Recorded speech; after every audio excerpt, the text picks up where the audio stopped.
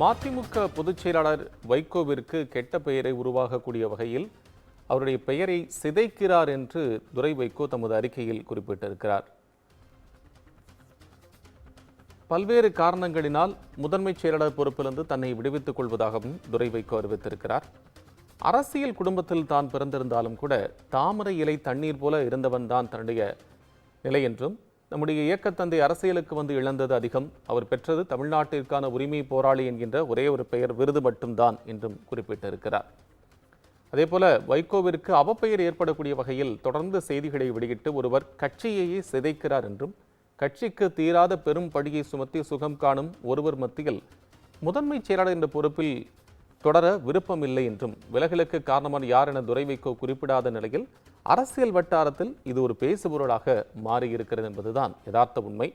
ஏற்கனவே கட்சிக்குள்ளேயே இருக்கக்கூடிய பல்வேறு கூட்டங்களிலும் இதுபோன்று இருக்கக்கூடிய சூழல் எதிரொலித்திருக்கிறது. கடந்த ஒரு 6-7 மாதமாகவே இந்த ஒரு சூழல் மதிமுகவில் தொடர்ந்து வருவதாக பார்க்கின்றோம்.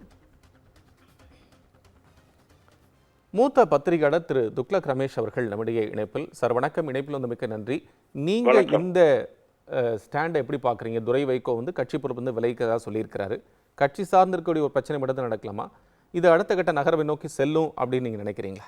ஏற்கனவே திரு மல்லை சத்யா அவர்களுக்கும் திரு துரை வைகோ அவர்களுக்கும் கருத்து வேறுபாடு இருப்பதாகவும், அதை களைவதற்காகவே செயற்குழு 20ஆம் தேதி கூட்டப்பட போகிறது என்றும் திரு வைகோ அறிவித்திருந்த நிலையில் இந்த அறிவிப்பு என்பது மதிமுக தொண்டர்களிடையே நிர்வாகிகளிடையே குழப்பத்தை ஏற்படுத்தும். ஆனாலும் இதற்கு ஒரு சமரசம் எட்டப்பட்டுவிடும் என்றுதான் பார்க்கிறேன். திமுக, அதிமுக, மதிமுக இந்த கட்சிகளில் எல்லாம் இந்த விலகல் டிராமா என்பது புதிதல்ல. ஆகவே இதுவும் ஒரு நாடகமாக முடிந்தால் நான் வியப்படைய மாட்டேன்.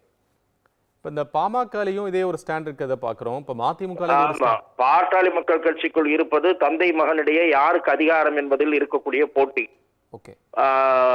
பாட்டாளி மக்கள் கட்சியினுடைய நிறுவனர், அந்த கட்சியை வளர்த்தவர் டாக்டர் ராமதாஸ்.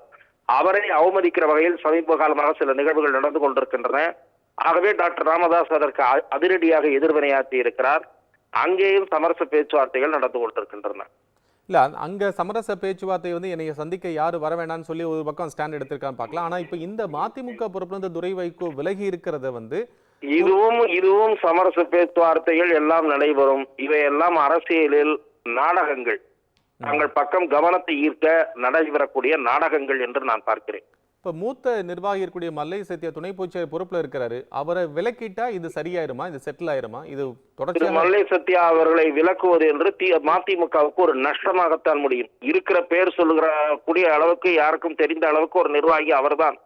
அவருக்கு ஒன்று நஷ்டம் இல்லை. அவர் திமுகவுக்கோ அதிமுகவுக்கோ போனால் நல்ல பொறுப்பு கொடுப்பார்கள். மதிமுகவில் கட்சி கரைந்து கொண்டிருக்கிறது என்று ஆகிவிடும்.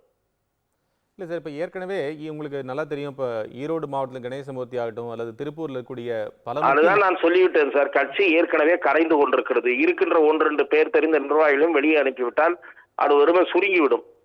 ஆனா இப்ப புது ரத்தம் பாய்ச்சணும் அப்படின்னு நினைக்கும் போது அந்த புது பொறுப்புக்கு வர புது ரத்தம் எல்லாம் ஒன்னும் பாய்ச்ச முடியாது. இங்க எல்லாம் ஒன்னும் பெரிய கட்சி எல்லாம் கிடையாது. இருக்கிற கட்சியை வச்சு ஓட்ட வேண்டியதுதான். புது ரத்தம் பாய்ச்சி எங்க வளர்க்க போறாங்க? இனிமே எல்லாம் மதிமுக பெரிய வளர்ச்சி எல்லாம் காண முடியாது. நன்றி துக்ளக் ரமேஷ் சார். இணைப்பு உங்களுடைய கருத்துக்கு பயந்து நன்றி, மிக்க நன்றி.